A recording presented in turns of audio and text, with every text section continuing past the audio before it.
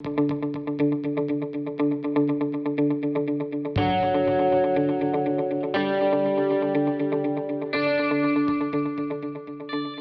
morning, everyone, and our thanks to the Lahore Literary Festival for the kind invitation to join and to participate in this year's rich programming. It's a pleasure to speak with Ulrich Obrist today, a cultural figure who needs little introduction. Ulrich is co-director of the Serpentine Galleries in London. Prior to this, he was the curator of the Musée d'Art Moderne in Paris. Since his first show, World Soup, the kitchen show in 1991, he has curated more than 300 exhibitions. Most notable amongst these is the Do It series, 1993 to the present, Take Me, I'm Yours, the Swiss Pavilion at the 14th International Architectural Biennale in Venice in 2014. Obrist has also co-curated the Cities on the Move series, Laboratorium, and the operatic group exhibition Il Tempo del Postino. Obrist, the Handwriting Project, which protests the disappearance of handwriting in the digital age, has been taking place on Instagram. Obrist has lectured internationally at academic and arts institutions and is contributing editor to several magazines and journals. His recent publications include Conversations in Mexico, Ways of Curating, The Age of Earthquakes with Douglas Coupland and Shimon Basar, and Lives of the Artists, Lives of the Architects. I'm Zane Massoud, an art advisor based in Dubai, working in Europe, the Middle East, and South Asia. I consult arts organizations on their strategies and development, as well as private individuals and foundations, building and curating collections of contemporary art. From 2009 to 14, I served as Assistant Fair Director of Art Dubai, developing the fair's international positioning and its networks of galleries, institutions, and patrons across the globe. From 2015 to 16, I was International Director of India Art Fair in Delhi, India's largest cultural initiative. I have followed Ulrich's work from my student days and throughout my career. It's been said he is not simply an archaeologist, he's also a guide into artistic landscapes that are yet to emerge. I'm immensely looking forward to hearing his thoughts today. Ulrich, throughout your career, you have taken collaborative approaches, often with other seminal critics, thought leaders, cult figures, architects. You wrote Age of Earthquakes in a recent second book, The Extreme Self, with Shimon Basar and Douglas Coupland. I'm in Dubai, where I recently went to see your exhibition, Age of You, a kaleidoscopic exploration of the extreme self at the Jameel Art Center, which you also co-curated with Shimon and with Douglas. Can you tell us a little bit about this project and how it came about, and what it's like to make a book with two other authors and then to translate that book into an exhibition? Yeah, hi, good morning. It's great to see you again, and thank you for this introduction. Thanks also for the to the Lahore Literature Festival. And of course, it is a collaboration basically between, we can say, art and literature, because we, from the beginning, wanted this to be an experiment with an exhibition, but also an experiment with a book. And it really began with a dialogue between Douglas Coupland, Shimon Basar, and I many years ago, which led to a first, we can say, experiment with paperback. And we thought that this time it could actually be interesting to invert the situation and do an exhibition first, which then produces the book, which is how, with the Age of You, we started it as an exhibition in Canada. It's now in Dubai, and the book is not out yet, so the show goes first. And so it's kind of a reverse engineering, one can say, of the usual process where one would actually have the book out and then somehow communicate it. But actually, here it's the other way around. Now, Toronto, where the exhibition began, before it now continues in Dubai, is of course the spiritual home of Marshall McLuhan. And the Age of Earthquake, which is our first collaboration, was conceived as an update actually to the medium Eastern Massage, and in that sense it's a speculation the three of us made on actually what McLuhan would have made of our time, of the 21st century. We thought it was interesting to think about the extreme present, and of course the idea also of involving artists, so it's both a book and a group show. It's of course also where I enter from a more curatorial point of view, because of course Doug and Shumon are foremost writers. I'm above all a curator. That doesn't necessarily mean that the job division on the book is so clear. It was a very organic process, but of course the idea of it being also a portable exhibition, because you mentioned do it. I've always been interested actually how exhibitions can go to people, can travel to people. And I actually found some notes this morning of my earlier conversation with Edouard Glissant, who was a great inspiration for me. And he, in my very first meeting with him, actually encouraged me to think about other forms of engagement and new models of exhibitions that are more mobile and can go to the people. So that is the idea. The idea is that this exhibition in book form, can travel, widely. It's a quick fire paperback, but it's also a portable exhibition. And of course, it's also a collaboration with the graphic designer, with basically we must say that again is the inspiration from the McLuhan idea, because of course Quentin Fiore played such a central role as a graphic magician for mediumism and massage, and so we basically Wayne Daly plays that role kind of in our project. So it's in that sense even more collaborative, I would say, than just the three of us writing a book. It's also involving all the artists. It involves Wayne, and The Age of Earthquake came out in 2015, and then of course we must say also that Eric Hobsbawm was kind of an inspiration for the ongoing collaboration, because in 2016, of course, there were the seismic events, and we thought again a lot about Eric Hobsbawm's book Age of Extremes. When I moved to London in 2006, I actually started to visit Eric Hobsbawm quite regularly and recorded many conversations with him. And we sort of thought, from the age of extreme sort of to the extreme self, in a way, we can kind of question if the age of you is the new age of extreme. One thing which I think maybe the last thing I wanted to mention about the show is that it's structured. I mean, did you see the show in Dubai? The opening, and I mean, we missed you and Douglas, but Shimon was fantastic as always. And yeah, I have many thoughts. It was tremendous and it was frightening in extraordinary ways. Yeah, and I unfortunately couldn't travel, of course, and neither could Doug. So we were there by Zoom and installed the exhibition with Shumon there, and it was so wonderful that Shumon actually could be there, and in such an amazing way, he totally transformed the exhibition from Toronto. It's a very different show, and we're also very grateful to Antonia Cava, and it's basically two parts. It's kind of it's like weaving in a way, because there is the immersive pages of the book, because we want the book to be kind of immersive, and then there are of course the in situ works where artists did special installation, and there is a kind of a crowdsourcing of portraits and self-portraits from the 70 artists, designers, musicians, and it's always like you can walk through the book. It's this idea, and that's of course something I've always been interested in. Also, is this idea how actually we can in a way create an immersive book. We've once been having conversations with Philippe Pareno and Rem Koolhaas about that. That's an unrealized project. They wanted to create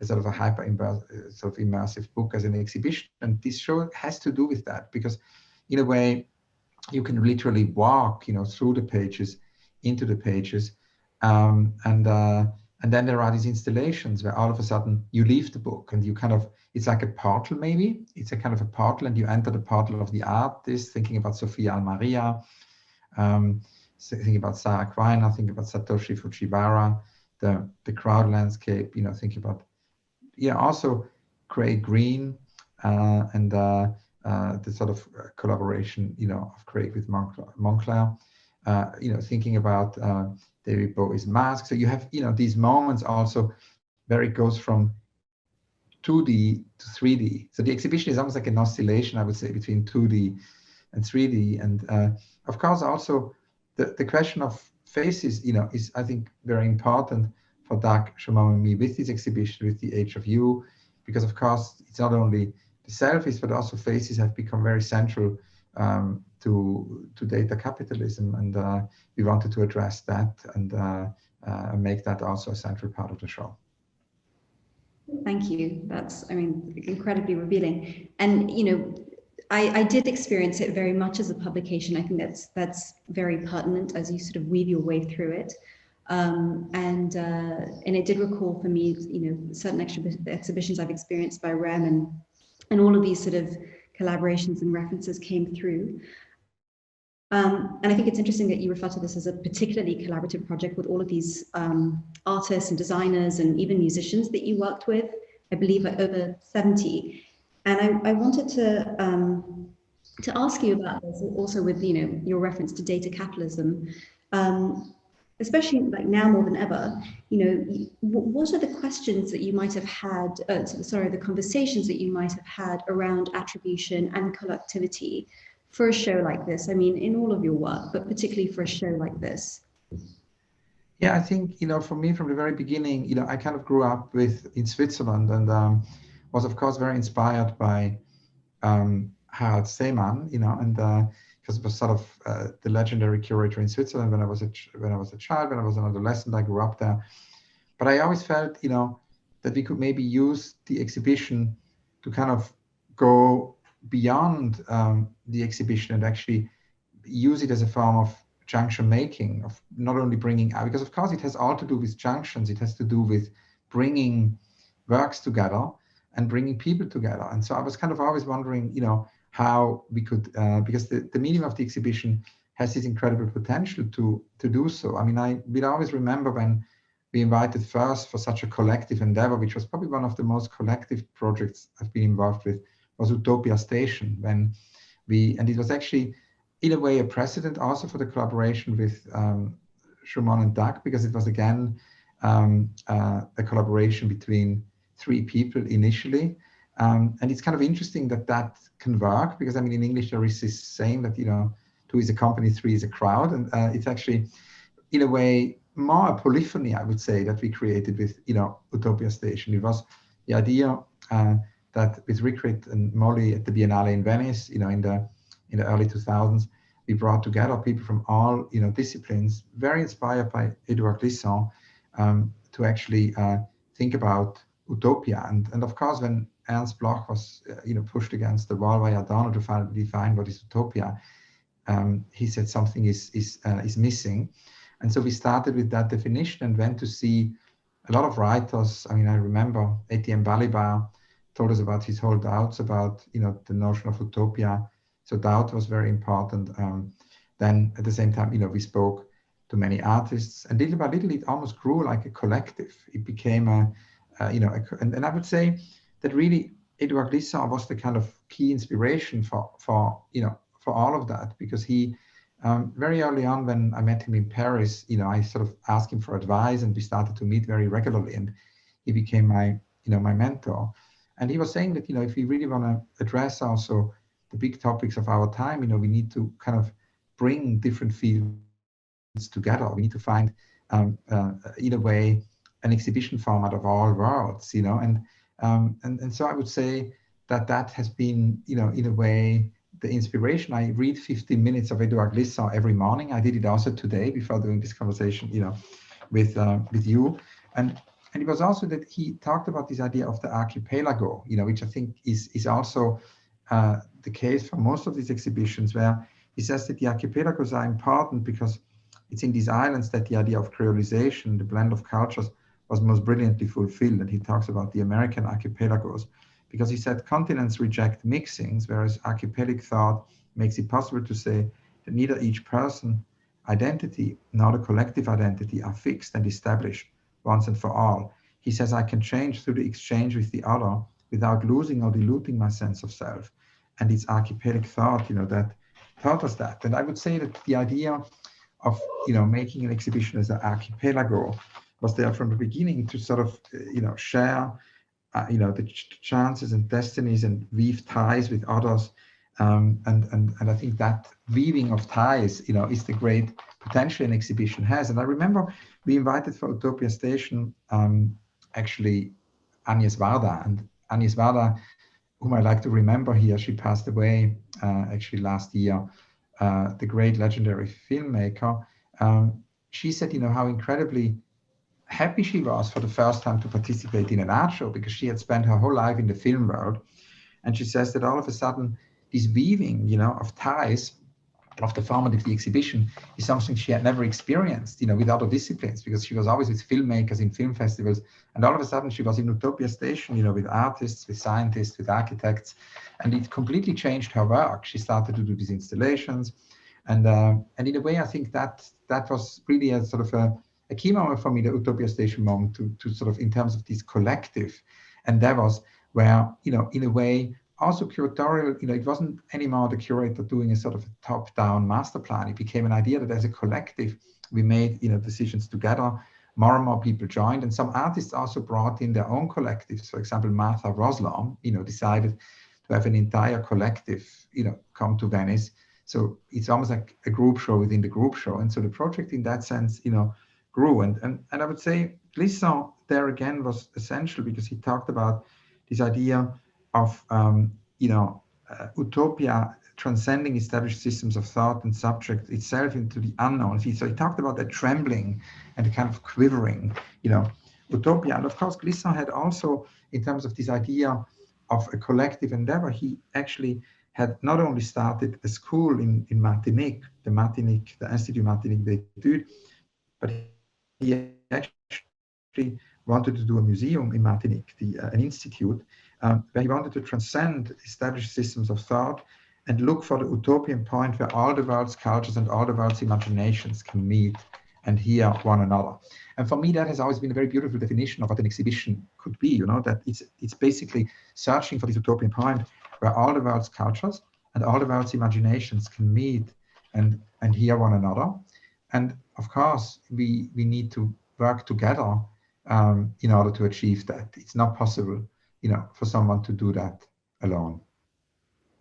Well, I think that's what's been so distinctive about, all the facets of your work and your practice, is this junction forming. You are so much of a junction, and the sort of opportunity for, catalysts and junction making is very, is pervasive. And you've mentioned the sort of medium and the potential of the exhibition and what that should be. So I wanted to ask, particularly in the context of the festival that we're participating in, the difference between a good book and a good exhibition. What are the differences that you would look for, that you would look to achieve? What does one medium allow you? I mean, you've really woven between both, but what does one medium allow you, perhaps, that the other does not? I think in a way, we can also maybe begin with what they have in common. I think in an interesting way, I think when we have an exhibition, the book, I think it's important that we can always return to it. It's not a linear process. It's always, we can always return to it and revisit it. It's a portal, basically. I think both an exhibition and the book, can be a portal. Maybe I can try to answer your question with actually with another example of an exhibition where we try to kind of bridge, literature and art, because I thought it would maybe be interesting in the context of the Lahore Literature Festival to mention that show, because it was the show we did actually 2 years ago for the Manchester International Festival called Studio Creole. And it came out of a dialogue we had with Adam Thirlwell, the writer and novelist in London, where we were actually exactly asking ourselves this question, what can an exhibition do and what can a book do, and how could we, in a way combine it? And we were interested in doing something on world literature. I mean, I remember I had these conversations with Adam, and he felt that it would be very important that we, basically, at a moment where literature is very often still a national activity, he feels that it's too much connected to the national, how we could, in a way, actually have a radical idea of world literature, where, literature in that sense would go beyond, boundaries and national boundaries, and we sort of started to think how we could actually commission for, first of all, also for a publication, different authors from Chile, Croatia, Iceland, Japan, Kenya, Martinique, Palestine. It was basically a whole series of languages. We commissioned these 7 short stories about the subject of belonging, and basically the authors would read them aloud in the original language, to a live audience. So they would be simultaneously translated into English and interrupted by an actor on stage. So obviously that created a very different experience than the little book. We had a little pocket book, which basically where everybody could read these seven stories. And it was really aiming at transforming the monolingual act of reading into a polylingual collective experience, to kind of create a multilingual anthology that exists only, in performance. So everybody got the book when they arrived at the venue, but then you had always the author, present, and the author was basically present and the author would basically read their story. So the author would read the story, and then at the same time, you would have the translator. So it was about celebrating a world of many languages. So it was almost like a Babel, it was sort of a after Babel, as Etel would say, the poet, a world of many languages that we can all move between. So Etel said that our deepest identity is created from an infinite number of things, and every language is the door to a whole world. So what was different, you had basically the book and you could read the stories at your own pace, and you could take the book wherever you wanted, and basically always, have it with you. It was a very portable, once more, it was a portable exhibition, a bit like the paperback we did with Dag and Schumann. But then at the same time, like the exhibition, you saw there was actually a place where you could experience in a multisensory way, spatially, this experience of translation. And you could simultaneously, we had these new headphones which activate the bones in the ear. I don't know how they are called. I never know the technical term. They're sort of special headphones, and they activate the bones, and through that, it's actually possible. You could sort of skip between these two channels. You could have the translation, but then you could also focus on the original language. And also, this idea you could listen to languages you wouldn't necessarily, understand. I thought that was also, very interesting. But then you could again switch back, to the translation. So it was a very different experience, and we hope that this project will continue to grow. And of course, it was again, as all my shows, inspired by Glissant. Adam and I were very, it was called Studio Creole, and it was actually this idea of creolité, which Glissant, defined, which is a refusal of fake universals. It was a refusal of outmoded ideas of linguistic purity. So Glissant found a way of opposing the national, while then actually not imposing, a single universal. So in that sense, the opposite of the national may not be the global. It may need to be something more flexible and pulsing. No, we are back to this idea of the pulsing, and that's the Creole. A theory of the world, actually, as a multiplicity in a way, and that's what we wanted to, allow people to experience, in that space. So it's complementary. I felt it was very complementary. You couldn't say what was better. You couldn't say. But the two experiences went together, and also people then left the experience, so as to say, and took the book with them and could then again reread the stories, Yeah, well, I often, in a really extraordinary exhibition, I often find myself missing it, and knowing that I will always miss it, without the opportunity to revisit it. So it's interesting then to have a sort of a totem that you can carry with you of it thereafter. Hans Ulrich, it's hard to overstate your influence, with this wealth of exhibitions for which you have been responsible and produced, and your prolificacy as a curator and a catalyst in the arts today and also over the last 3 decades. And it's particularly interesting, we are speaking now quite a lot about text and books in the context of the festival, because your practice has been defined and invested in producing literature on the arts, almost as much as, curating exhibitions. And you've already said that they really go hand in hand and they're complementary. But why is text and text about contemporary art particularly important for you? And, can you tell us a little bit about the different forms they have taken in your practice? Archives of interviews, published volumes of interviews, books, instructional word scores, from the sort of very expanded to the very small and concise. What do these variations mean to you, and what do they present as opportunities? Yeah, thank you for this question. I mean, of course, in terms of text, for me, the conversation with the artists is certainly the one I've spent most time with, and I continue to work with most. And I would say, I kind of maybe have to go to answer this question by going back to the very beginning. I grew up in Switzerland, in the eastern part of Switzerland near the Lake of Constance, and in a small town called Weinfelden.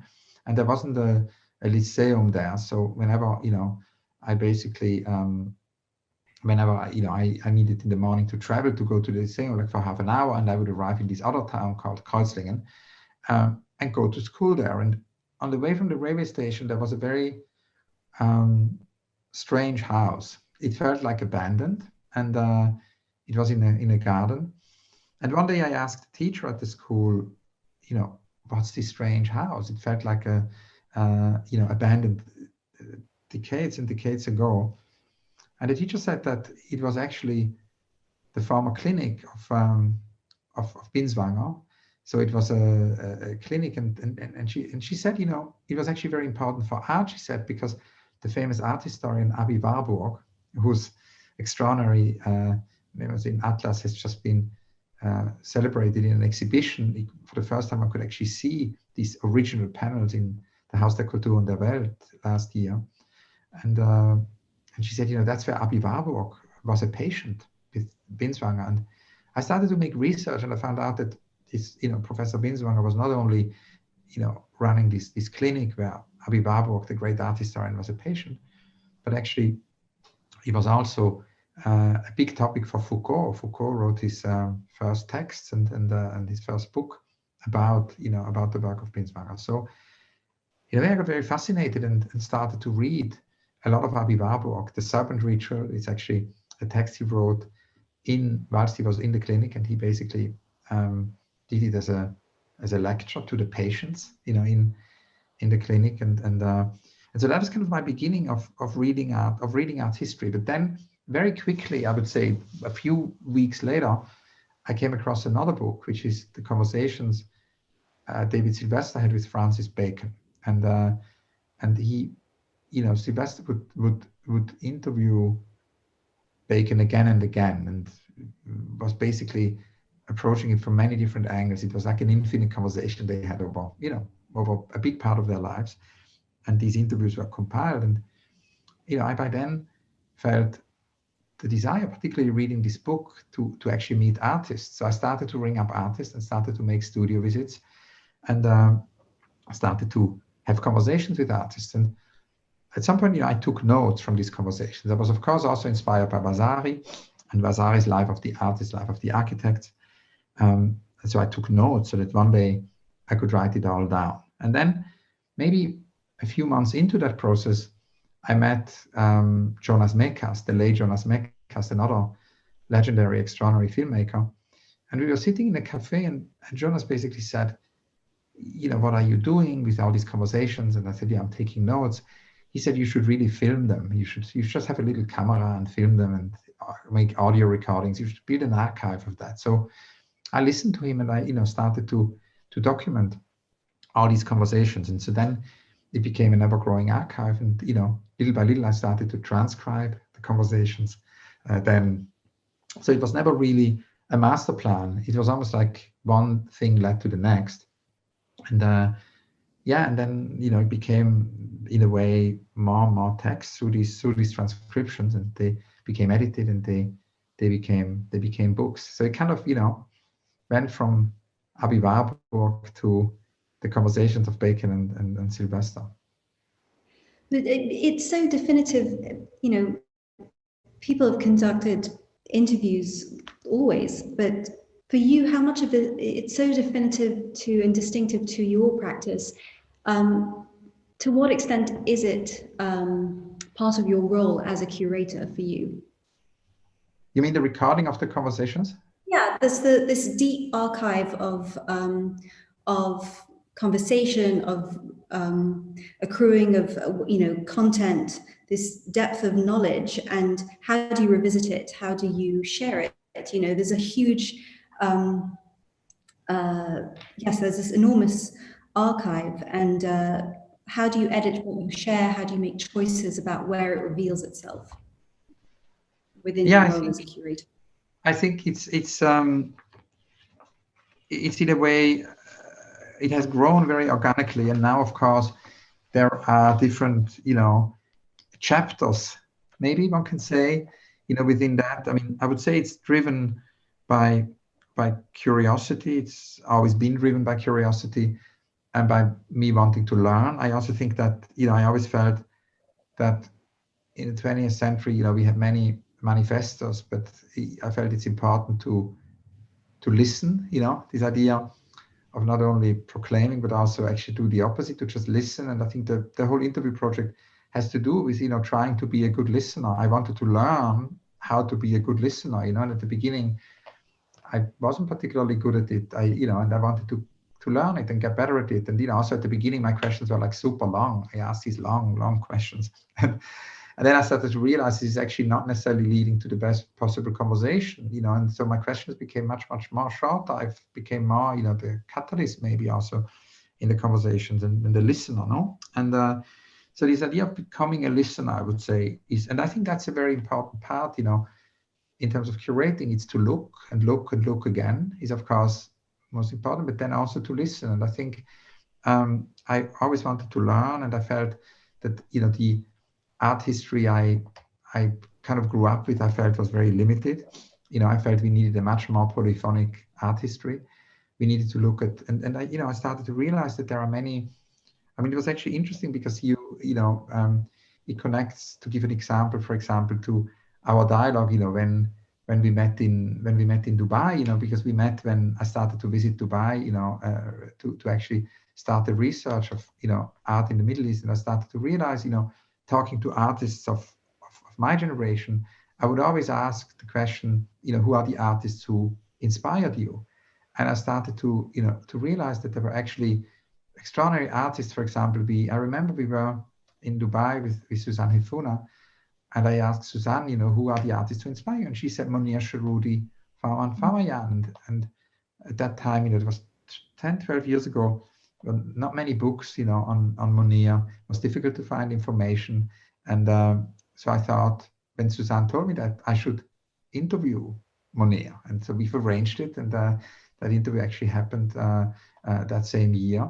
And then a long dialogue grew out of that, and we did 2 books together because I felt there needed to be books. So it's also about, in a way, creating a more polyphonic art history, also recognizing pioneering artists who haven't had the visibility, And I mean, another example would be, one of my first studio visits was actually Rosemarie Trockel, because I grew up as a kid in Switzerland, and so among the first artists I met were Fischli Weiss, and they recommended I would go to Cologne and visit Rosemarie. And we discussed with Rosemarie Louise Bourgeois, and Louise Bourgeois had just started to be more visible. She was already in her 80s and just started to have first show. And Rosemarie said, this is wonderful, but at the same time, there are so many other extraordinary women artists, in different parts of the world who haven't had the recognition. One should just go from city to city and ask, who is the Louise Bourgeois in town? Is there an artist? And so she said, I can't really do that, but you could do that. You're a young curator. That should be your job. So she gave me a task, and I've done it ever since, and through that, we would meet artists like, Monir or Maria Lasnik, and I would then do exhibitions with them or book with them. So it's very much part of it's inseparable, from these conversations, from my curatorial methodology. To give you another example, soon after Cologne, I went to Rome, and I met Alighiero Boetti, the late Alighiero Boetti. And he said, you should ask artists about their unrealized projects. So, because we don't know much about their unrealized projects, and then you should try to help them realize the unrealized projects. So not just squeeze them into formats of exhibitions you want to do, but listen to the artists, what they want to do. So again, I've he gave me a task, and ever since I've asked artists it's the only thing I ask in every conversation, what is your unrealized project? And of course, as a curator, it's not only that I want to know about this project, but I also want to be useful in helping to realize them. And so, these would be two very recurrent questions, who are pioneering artists or artists, from previous generations I should visit, I should know about, what is your unrealized project? And then, of course, to sort of wrap it up in terms of the archive, there are now, lots of different chapters. There are, when I do exhibitions like Cities on the Move with Wuhan Ru, that produces a whole archive for itself, the conversations with all the artists. You can say it's almost like a portrait of the exhibition. Then there are the individual, interviews with artists, a bit like the Sylvester Bacon thing, where I would talk to an artist again and again and again. Then I would say there are the more, because we talked before about collaboration, we talked about the collective, the collective curatorial activity. There are the kind of portraits of collectives. For example, we did a portrait with Rem Koolhaas of the Japanese architecture movement, Metabolism, speaking to all the participants, trying to figure out what that group was. And, I did the same thing also with the Zero group in Germany, speaking to, in Europe, to basically many of the Zero artists. And that's still not completed, so these are more sort of portraits of movements or of groups. And so the archive in that sense continues to grow. And of course, if I want to understand the forces in art, it's important to understand what's happening in literature, in music, in architecture. And so when I go into this field, the conversation is again the way I learn. So I have many conversations with, with poets, with scientists and architects. And I would say also one thing about the archive is that it's very, so far it's about maybe 4,000 hours, and it's very transgenerational. Grace Lee Boggs always said that we need to kind of have a transgenerational activity. We need to make junctions between generations. And that's kind of what I also try to do. So it's not only making junctions between disciplines, between geography, it's also between generations. The artistic community is unique. It's rich with talent, of course, but it's also incredibly self-sustaining and resilient. It's known for teaching as often as making, and for practice in the almost complete absence of a domestic art market. It's really unique in that sense. How do you read the work of contemporary Pakistani artists today? And what are your relationships to practices in Pakistan, if any? Yeah, thank you so much for this question. And actually, the idea to visit Pakistan is one of my unrealized projects. I always wanted to make research, make studio visits. I hope that one day that, that will be possible. And I think I've always read that there is this connection between art, science, academia, literature in the art world in Pakistan. So I'd obviously be very interested in finding out more about that. And I did have and do have dialogues, of course, with artists. Shashia Sikandar, for example, we did a book together and an interview, sort of these collaborations. And then also Rashid Oana, we did a book and an interview together. So, but of course, I've never made studio visits. So I hope that to find out more and find out more about the young generation also of emerging artists. And I hear it's very dynamic, and find out also more about, because we spoke about the importance of, visiting artists of many different generations and meeting artists of different generations. And of course, I've always admired the work of Salima Hashmi and hope to one day interview her. Well, I'm sure the festival would love to facilitate that. And, we've managed somehow to go through this conversation without talking about the thing that everyone's been talking about for the last 12 months. But I wanted to ask you, I think people would be really curious about your particular views on this. We have our lives have been transformed in the last 12 months. How has the pandemic, affected museums, galleries around the world? And what are some of the responsibilities you feel institutions may have to address as we emerge more mindfully from this period?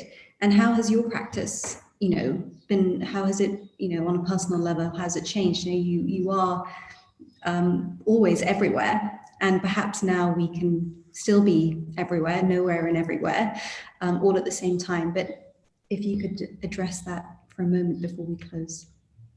Yeah, it's a very big question. I think there's so many, dimensions to that. And I think the year 2020 has taught us so much. I think, we've thought, of course, about the privilege to simply open the doors of an exhibition and, have this possibility to see art, which I think we're missing so much. I think this idea, artists who are imagining new futures, artists are portals.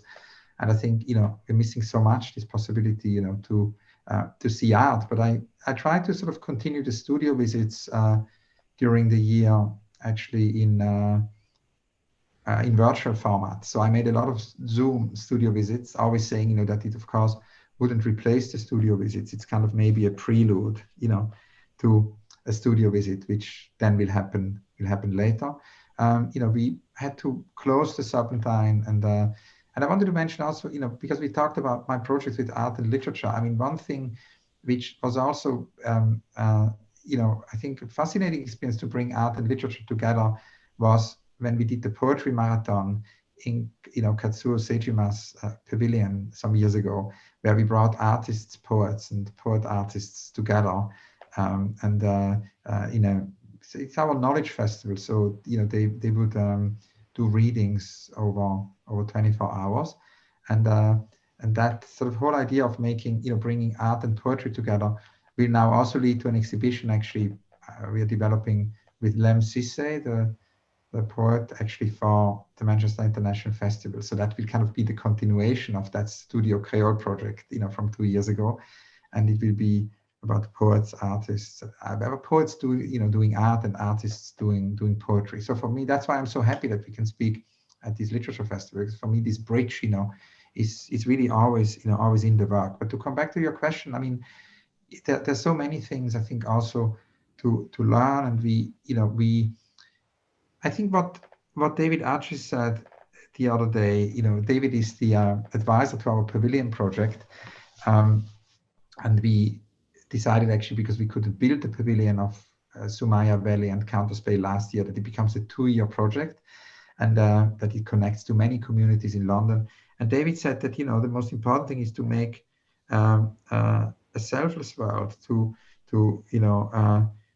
make a fair world in all aspects of life, David said. And I think that's something which the importance of that has become so clear, in this year, and also the necessity actually for togetherness, for not separation, in a year where there have been also so many new forms of nationalism. It's something Glissant always, predicted. Glissant was always saying, we'll have all these nationalisms in sort of reaction to, to the homogenizing forces of globalization. And he was saying we need to resist, both. We need what he called mondialité. We need to resist the homogenized globalization, which destroys the environment. And we need at the same time to resist this idea that the dialogue disappears, So Etel Adnan really phrases it better, I think, than anyone else. The world needs togetherness, not separation, love, not suspicion, a common future, not isolation. And I think that's the necessity of that, has become,